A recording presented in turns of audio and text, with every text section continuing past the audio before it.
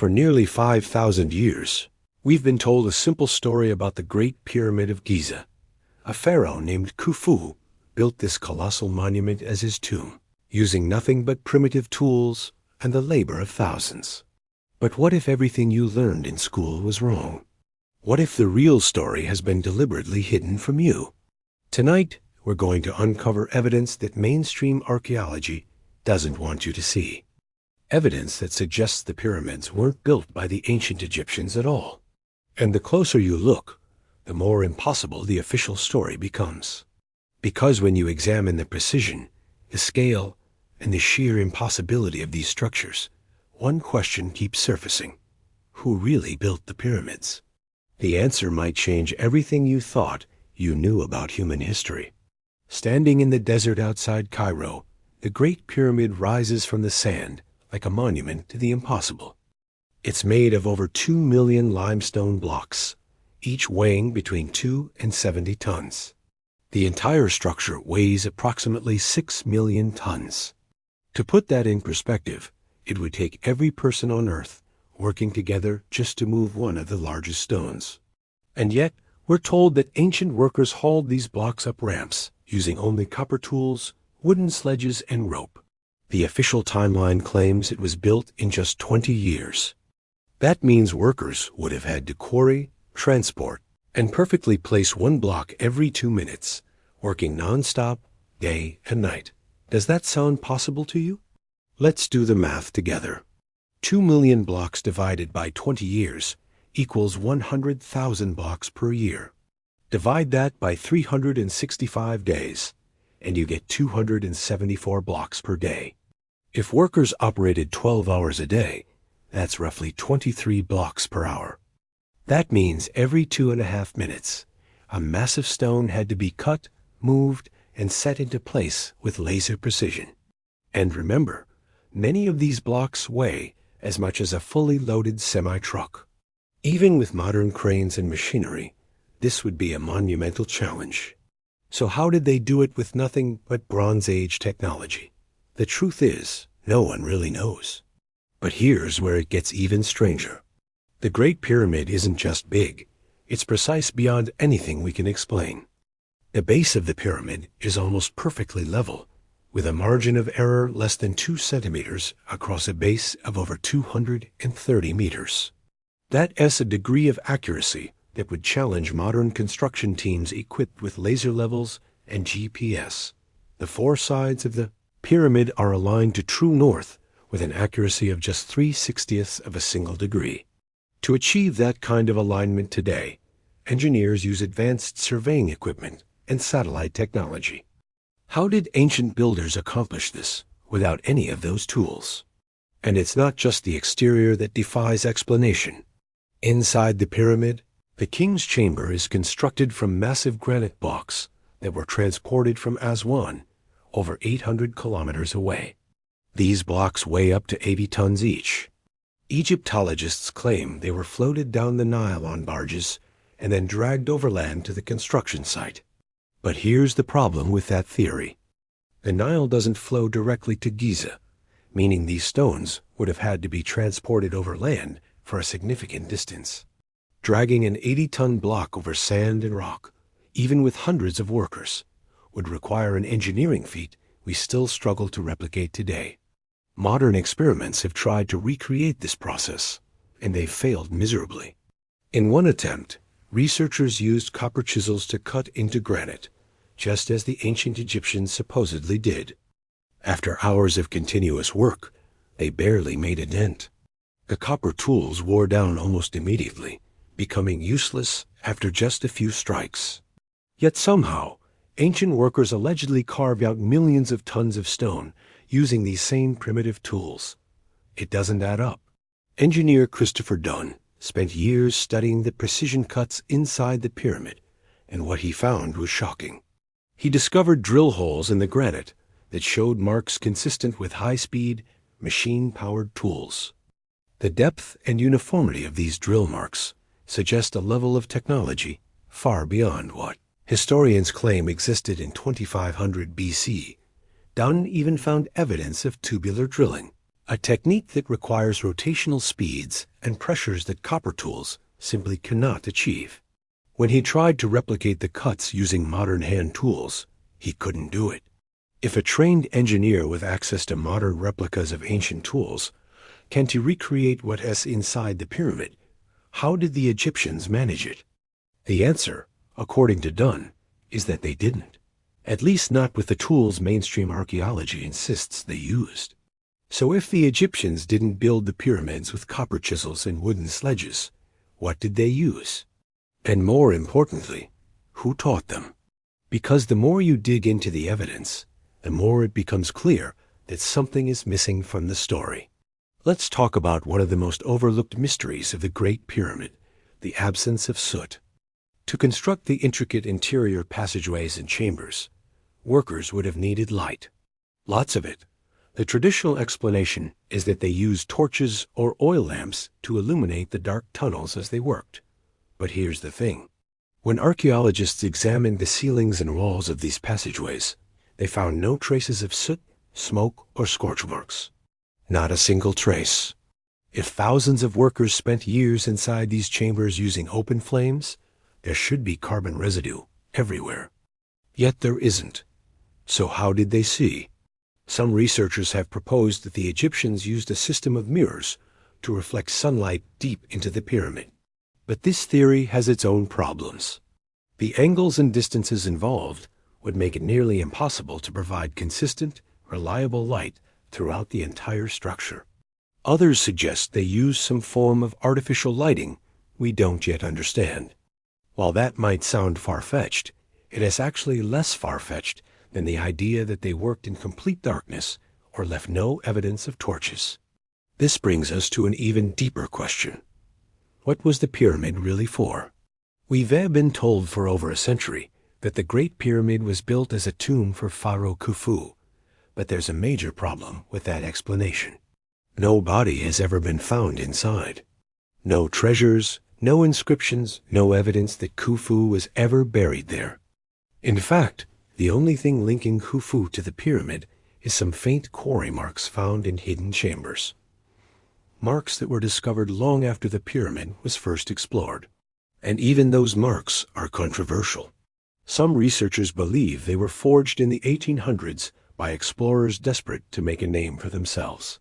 Compare that to every other known Egyptian tomb. The tombs of other pharaohs are covered in hieroglyphs, filled with treasures, and designed to guide the dead through the afterlife. The Great Pyramid has none of that. It's stark, empty, and completely unlike any other royal burial site in Egypt. So if it wasn't a tomb, what was it? Some researchers believe the pyramid was a power plant, a massive machine designed to generate energy.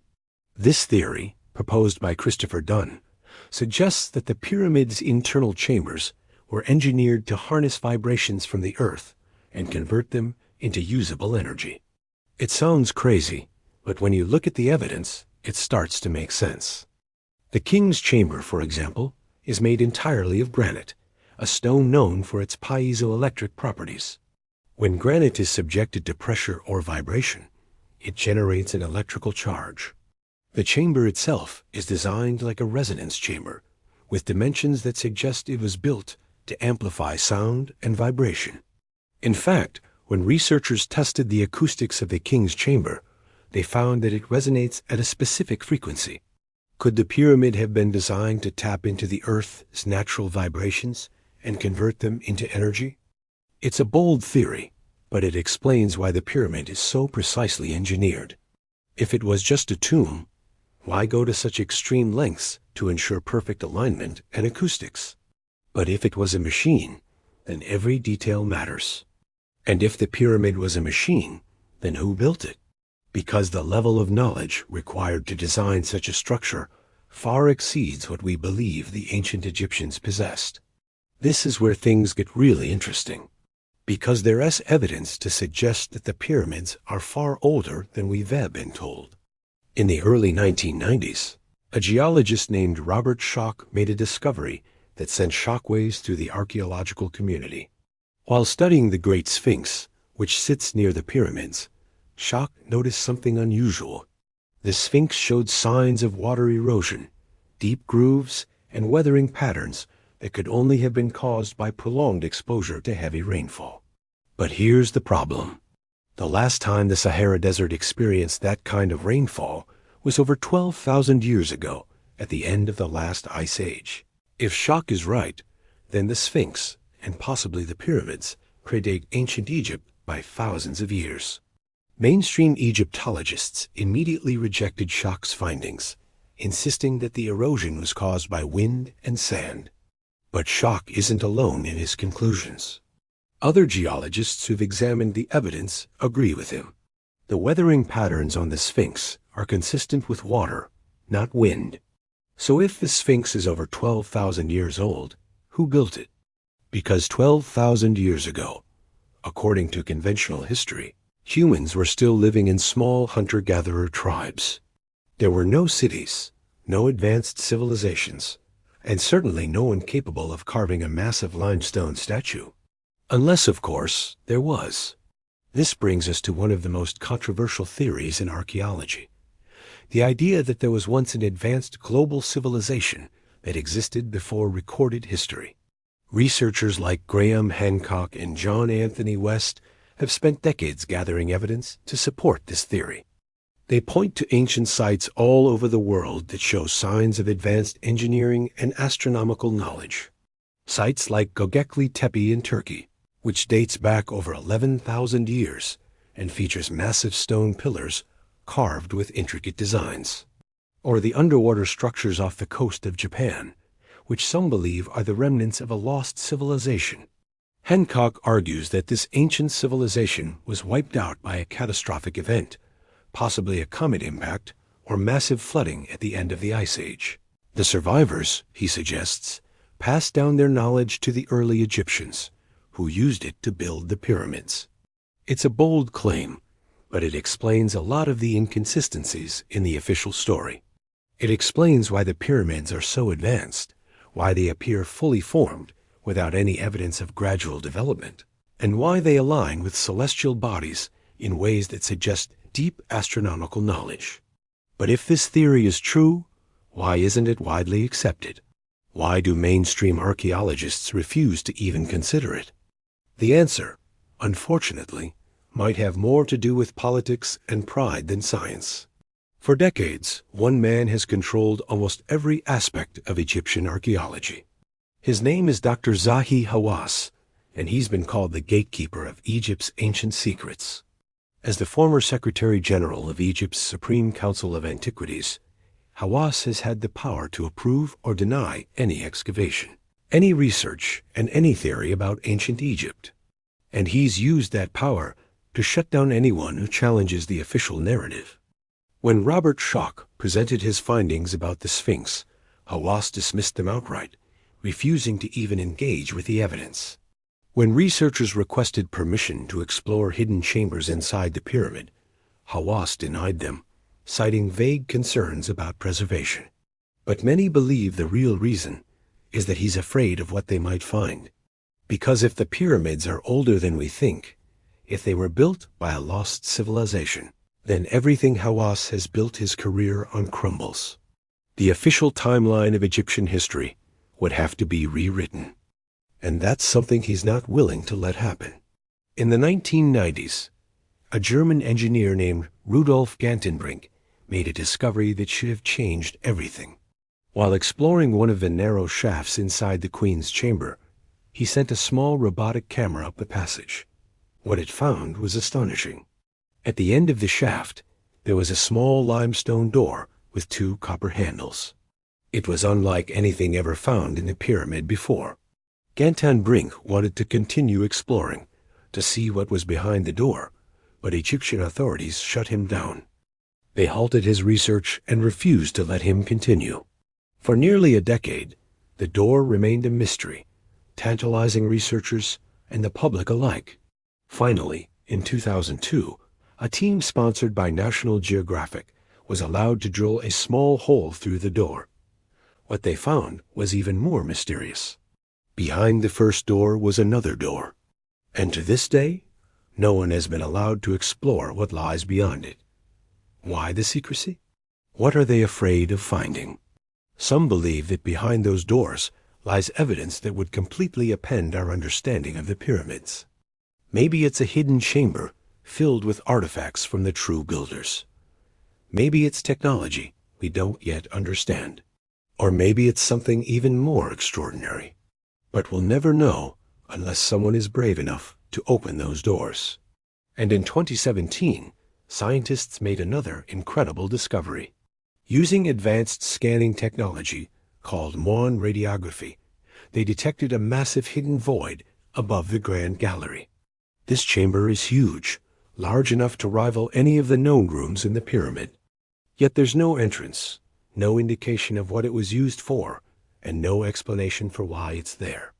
Researchers immediately requested permission to explore it further, but once again, Egyptian authorities denied them. The void remains a mystery, locked away inside the pyramid, waiting for someone to uncover its secrets. Every time researchers get close to a major discovery, the door slams shut. Every time new evidence emerges that challenges the official story, it's dismissed or ignored. It's almost as if someone doesn't want us to know the truth. But the truth has a way of surfacing, no matter how hard you try to bury it. And the truth about the pyramids is becoming harder and harder to ignore. Let's talk about the Orion correlation theory, one of the most compelling pieces of evidence that the pyramids are far more than simple tombs. In the 1980s, researcher Robert Bauval noticed something extraordinary. The three pyramids of Giza are aligned in a way that perfectly mirrors the three stars of Orion as belt, but not as they appeared in 2500 BC when the pyramids were supposedly built. Instead, they match the position of Orion's belt as it appeared around 10,500 BC. That's over 7,000 years before the reign of Khufu. This alignment isn't a coincidence. The ancient Egyptians were obsessed with Orion, which they associated with Osiris, the god of the afterlife and rebirth. The entire religion of ancient Egypt was centered around the stars, around cycles of death and resurrection. So if the pyramids were deliberately aligned to match the sky of 10,500 BC, what does that tell us? It tells us that whoever designed the pyramids had knowledge of precession, the slow wobble of the Earth's axis that causes the position of stars to shift over thousands of years. This is advanced astronomical knowledge that, according to mainstream history, shouldn't have existed in the ancient world. Yet there it is, encoded in stone. Bauval's theory has been met with fierce resistance from mainstream Egyptologists, but none of them have been able to disprove it. Because the alignment is real, the math checks out, and the implications are staggering. If the pyramids were designed to reflect the sky of 10,500 BC, then they were either built by a civilization that existed long before ancient Egypt, or they were built by people who inherited knowledge from that civilization. Either way, it means the official story is wrong. And it's not just the alignment with Orion. The entire Giza Plateau seems to have been designed with celestial precision. The pyramids are positioned in relation to the Nile in a way that mirrors the Milky Way. The causeways and temples are aligned with solstices and equinoxes. Every detail suggests a level of planning and knowledge that goes far beyond what we attribute to the ancient Egyptians. So who were the real architects? Some researchers believe the answer lies in a forgotten chapter of human history, a chapter that's been erased, either by time or by design. There are ancient texts, legends from cultures all over the world that speak of a great civilization that existed before the flood. The Sumerians called them the Anunnaki. The Greeks called them the Atlanteans. The Egyptians themselves spoke of the Zep-Tepi, the first time, a golden age when gods walked the earth. Could these stories be more than myth? Could they be distant memories of a real civilization, one that possessed technology and knowledge we've only recently begun to rediscover? It's a question that makes academics uncomfortable because it challenges the linear progression of history we've been taught. We're told that civilization began in Mesopotamia around 5000 BC, that it slowly developed over millennia, and that we are the pinnacle of human achievement. But what if that's not true? What if human history is cyclical, with rises and falls we've forgotten? The evidence is starting to suggest exactly that. Take the Antikythera mechanism, an ancient Greek device discovered in a shipwreck. It has a complex system of gears and dials that was used to predict astronomical events with incredible accuracy. When it was found, scientists were baffled, because nothing like it appears again in history for over 1,000 years. It's as if someone had knowledge of advanced mechanics, and that knowledge was lost. Could the same thing have happened with the pyramids? Could they be remnants of a lost technology, built by people who knew things we're only now beginning to understand? Christopher Dunn certainly thinks so. His research into the precision of the pyramid's construction led him to conclude that the builders had access to advanced tools, possibly even powered machinery. He's found evidence of lathe work, perfectly circular drill holes, and cuts that would require saws with teeth made of something harder than copper. When he presented his findings to mainstream archaeologists, they dismissed him, not because his evidence was flawed, but because it didn't fit the accepted narrative. And that's the problem with modern archaeology. It's become more about protecting theories than discovering truth. But the truth is out there, carved in stone, waiting for us to see it. And the more we look, the more we realize that we've been lied to. Not necessarily out of malice, but out of ignorance and arrogance. Because admitting that the pyramids might be older, might be more advanced, might be the work of a lost civilization, means admitting that we don't know as much as we thought we did.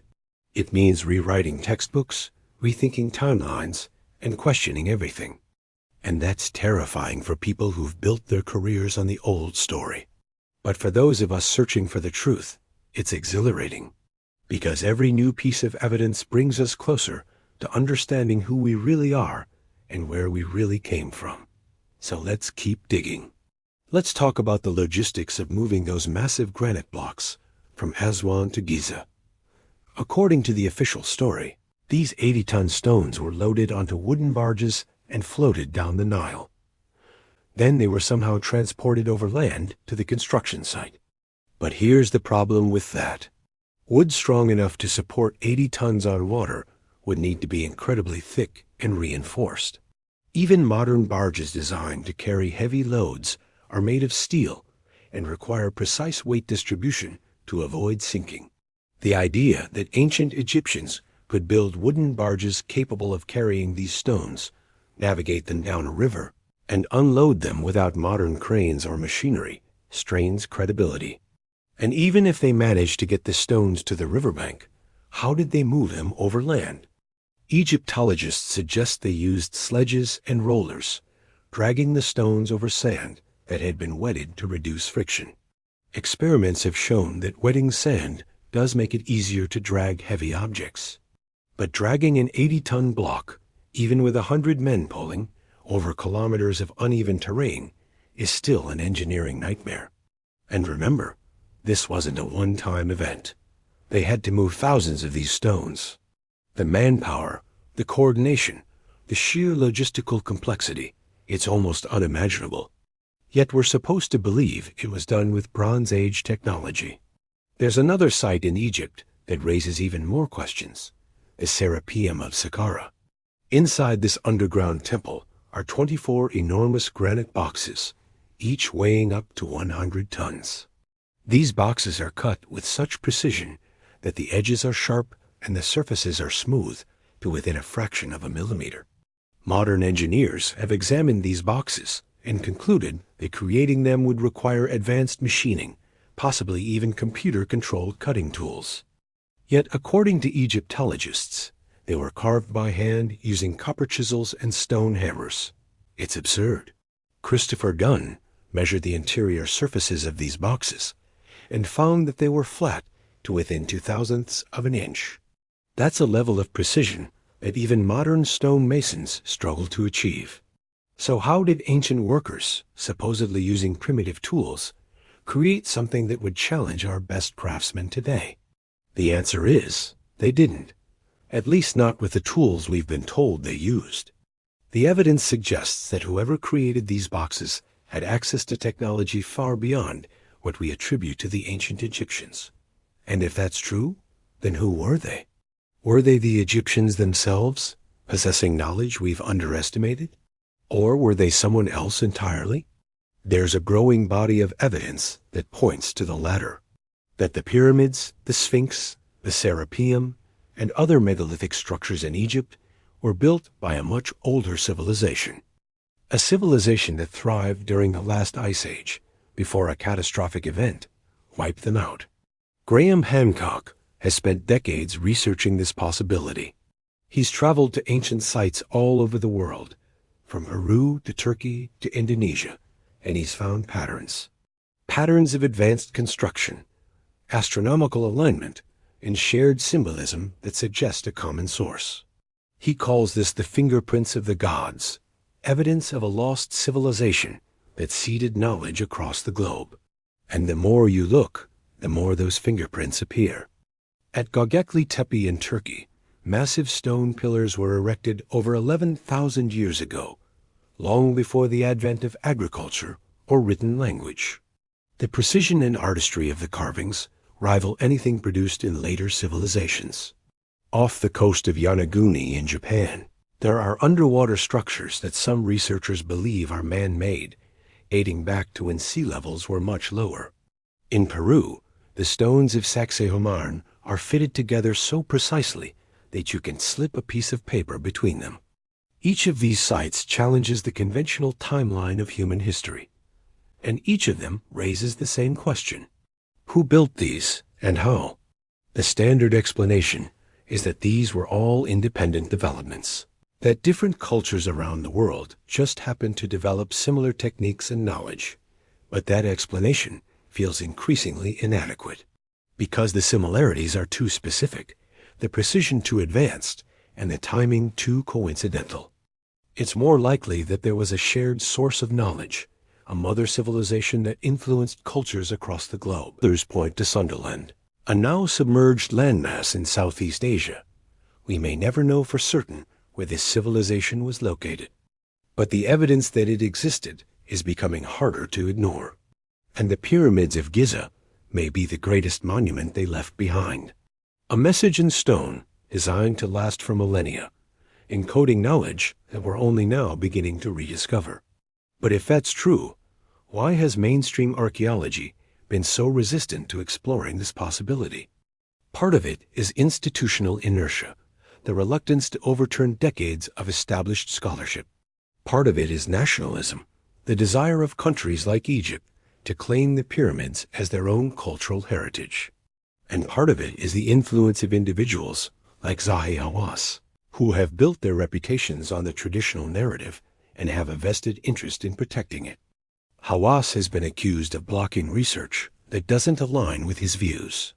He's denied permits to independent researchers, dismissed alternative theories without serious consideration, and controlled access to the most important sites in Egypt. His defenders say he's protecting Egypt's treasures from sensationalism and pseudoscience. But his critics argue that he's stifling genuine inquiry and preventing discoveries that could rewrite history. The truth probably lies somewhere in between. But one thing is clear: as long as access to the pyramids is controlled by people with an agenda, we'll never get the full story. That's why it's so important for independent researchers to keep pushing, to keep asking questions, and to keep demanding transparency.